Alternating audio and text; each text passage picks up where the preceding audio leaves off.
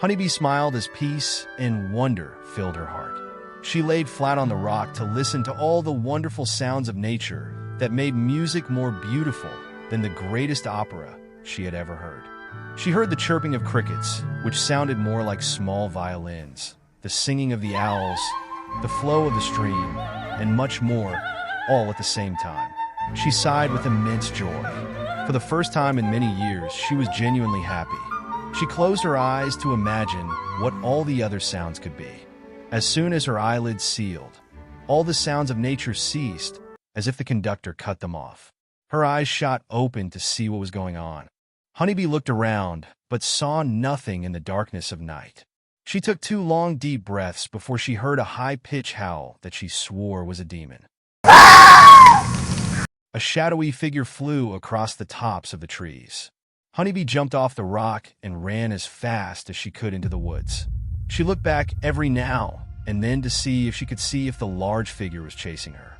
It wasn't long before she felt something clamp down on her leg and foot. She tripped and hit the ground hard. The force knocked the air out of her chest. She felt something dripping from her leg, and she started trembling with pain and fear. Honeybee tried to get up, but whatever had her leg started to tear deeper into her flesh as she struggled. Her eyes welled with tears as she sat up. When she realized she had been caught by a bear snare, tears started to pour from her eyes. She hugged her knees and began to weep. Her leg was in great pain, and she was afraid that she would never make it out of the forest alive.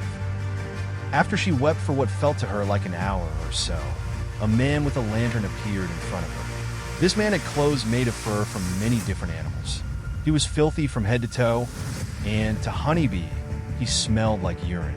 The man smiled. When he smiled, his rotting, yellow teeth showed. His voice was scratchy as he spoke.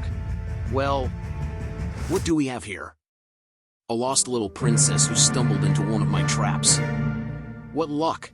Honeybee sniffed and replied softly. What do you mean? Can't you see that I'm hurt? The man's smile grew as he said, Yes, I can. That is why I'm very, very lucky. You can't escape, and now I can use you to get rich beyond my wildest dreams. Honeybee swallowed and begged. Please, help me. The man softly touched Honeybee's still trapped leg, causing her more pain. He proudly proclaimed, Oh, I will help you, dearie.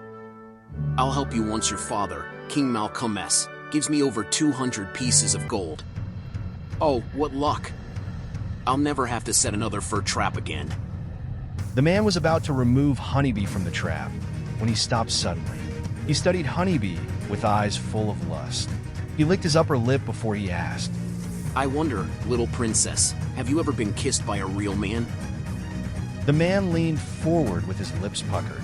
Honeybee struggled, but it caused her more pain. She didn't know what to do. She wanted to slap this creepy man across the face while his eyes were closed, but stopped herself. She feared that if she slapped him, he would do something far worse to her than a simple kiss.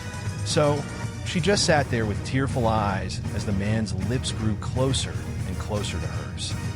Just as the man's lips were about to touch hers, another high-pitched howl broke through the forest. The man's eyes opened with shock. It was still dark enough, even with the lantern near, that Honeybee could barely see the man's eyes. For a moment, she swore his eyes were starting to water and his pupils were filled with fear. The man spun around as his body trembled and quaked with fear when another howl pierced his ears. He looked into the dark forest, trembled, and cried out. It can't be. No. It is. The Black Plague. A shadowy figure dropped from the top of the trees and landed in front. The man screamed in terror as he ran. His lantern was knocked to the ground, and the light was extinguished.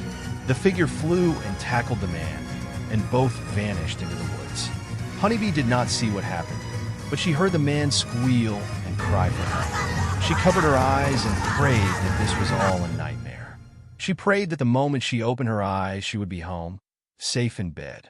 After a few moments of pure silence, Honeybee felt something drip onto her hair.